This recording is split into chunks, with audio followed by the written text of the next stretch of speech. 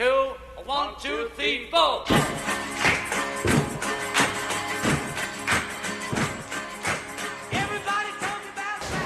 Avui, 30 de gener, se celebra internacionalment el Dia de la Pau. Es va elegir aquesta data perquè coincideix amb la mort de Gandhi, un gran activista per la pau. L'equip de mediació del centre ha volgut col·laborar amb aquesta celebració proposant un concurs sobre els últims Premis Nobel de la Pau.